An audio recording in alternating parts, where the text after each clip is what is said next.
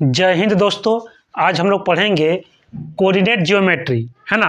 तो इस चैप्टर में हम लोग पढ़ेंगे डिस्टेंस फार्मूला, है ना। तो आइए समझते हैं कि डिस्टेंस फार्मूला क्या होता है। डिस्टेंस फार्मूला, देखिए इस डिस्टेंस फार्मूला में आपको 2 पॉइंट दिया रहेगा, है ना। मान लीजिए 2 पॉइंट गिवन में है, ठीक है। ये 2 पॉइंट है, इसको मान लेते हैं ए, इसको मान लेते हैं बी। ए का कोऑर्डिनेट दिया रहेगा x1 y1, इसका बी का कोऑर्डिनेट दिया रहेगा x2 y2, ठीक है। इस तरह जो लिखा गया है उसको बोलते हैं कोऑर्डिनेट, ठीक है। ए का कोऑर्डिनेट है x1 y1, बी का कोऑर्डिनेट है x2 y2। अब हमको ए से लेके बी तक का डिस्टेंस हमको निकालना है ना। तो आइए हम लोग समझते हैं डिस्टेंस फॉर्मूला। डिस्टेंस फॉर्मूला, ठीक है। डिस्टेंस फॉर्मूला किसका है? ए बी का डिस्टेंस निकालना है। तो इसका फॉर्मूला होता है √अंडर x2 माइनस x1 का whole square plus y2 minus y1 का होल स्क्वायर, है ना। मतलब फर्स्ट में इस फर्स्ट को माइनस करके होल स्क्वायर कर देना है, फिर सेकंड में सेकंड को माइनस करके होल स्क्वायर कर देना है, ठीक है। और ये जब रूट हटेगा तो इधर लगेगा आपका स्क्वायर लग जाएगा, हो जाएगा x2 माइनस x1 का whole square plus y2 minus y1 का होल स्क्वायर। आइए स्टूडेंट, कोऑर्डिनेट ज्योमेट्री में कुछ इंपॉर्टेंट पॉइंट पर हम लोग ध्यान देंगे, है ना। एग्जाम्पल में समझते हैं। जैसे कोई पॉइंट है ना, वो एक्स एक्सिस पर है। कहाँ पर है? एक्स एक्सिस पर। तो उसका कोऑर्डिनेट लिखा जाएगा x,0, है ना। उसी तरह कोई पॉइंट यदि वाई एक्सिस पर हो, कहाँ पर हो? वाई एक्सिस पर, तो उसका कोऑर्डिनेट हो जाएगा 0,y, ठीक है। और एक ओरिजिन का कोऑर्डिनेट होता है 0,0, है ना। इस पॉइंट को, ये सब इंपॉर्टेंट पॉइंट है, ये सबको आपको दिमाग में याद रखना है। अब स्टूडेंट हम लोग पढ़ेंगे properties of various types of quadrilateral. Quadrilateral किसको बोलेंगे? जिसका 4 साइड होता है उसको बोलते हैं क्वाड्रेटरल। तो किसका किसका 4 साइड होता है? आपका रेक्टेंगल का, स्क्वायर का, और भी कुछ है जिसको हम लोग आगे पढ़ेंगे। अभी हम लोग देखेंगे रेक्टेंगल और स्क्वायर का, है ना। तो देखिए ये आपका रेक्टेंगल है,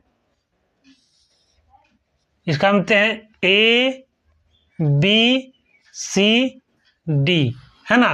तो रेक्टेंगल में क्या होता है? Opposite side are equal.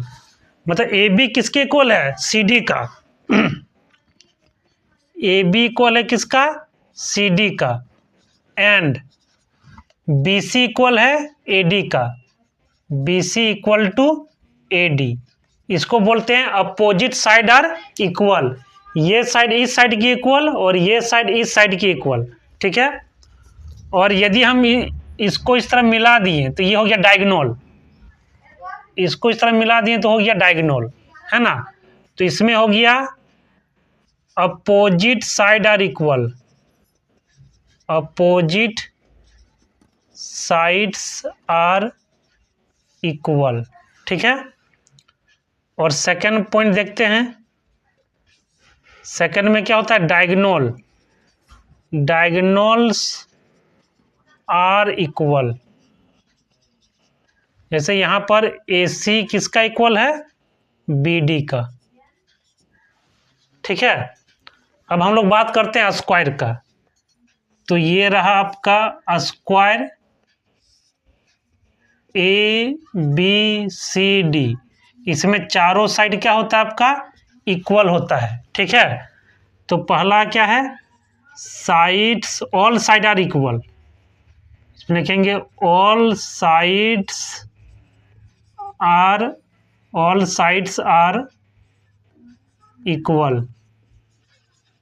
यानी A B equal to B C equal to C D equal to AD।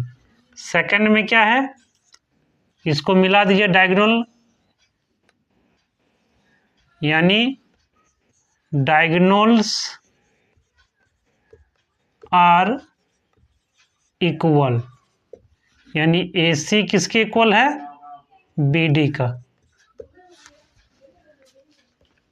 अब स्टूडेंट हम लोग क्वाड्रिलेटरल में पैरेललोग्राम और रोम्बस के बारे में पढ़ेंगे। तो आइए पहले पढ़ते हैं पैरेललोग्राम के बारे में, है ना। देखिए ये आपका पैरेललोग्राम है ABCD। तो इसमें क्या होता है, opposite side are equal, opposite sides are equal, मतलब ये साइड इस साइड की इक्वल है और ये साइड इस साइड की इक्वल है, यानी AB equal to CD and BC equal to AD। Second, diagonals are not equal. इसमें अंतर ये है कि इसमें डायगोनल इक्वल नहीं होगा, AC not equal to BD, AC not equal to BD। ठीक है, अब आइए समझते हैं रोम्बस के बारे में। तो ये आपका रहा रोम्बस,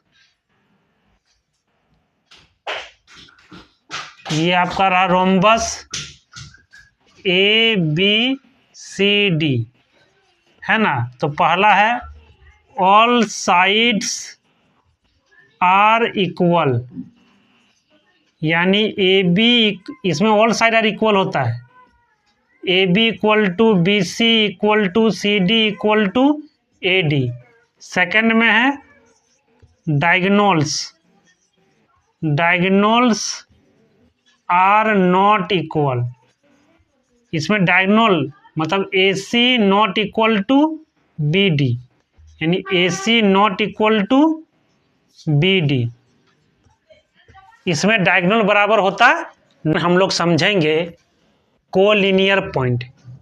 ये क्या होता है, देखिए मान लीजिए कोई पॉइंट है, 3 पॉइंट है ABC, तीनों यदि एक लाइन में होगा, तीनों एक लाइन में होगा तो उस पॉइंट को हम लोग बोलते हैं कोलिनियर पॉइंट।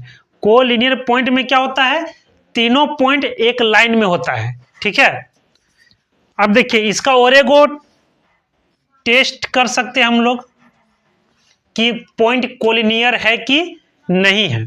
ठीक है, पहले क्या करेंगे, AB का डिस्टेंस निकालेंगे, किसका, AB का, फिर BC का डिस्टेंस निकालेंगे, फिर AC का डिस्टेंस निकालेंगे, तीनों का डिस्टेंस निकाल लेंगे, किसका किसका, AB का, BC का और AC का डिस्टेंस निकाल लेंगे, है ना। और कोई भी दो डिस्टेंस को प्लस करने पर, सम करने पर, है ना, किसी तीसरे डिस्टेंस के इक्वल आना चाहिए, है ना। यदि ऐसा है तो उसको हम लोग क्या बोलेंगे, कोलिनियर पॉइंट, है ना। मान लीजिए, है ना, suppose let AB plus BC AC की इक्वल है ना, तो उसको हम लोग क्या बोलेंगे, कोलिनियर पॉइंट।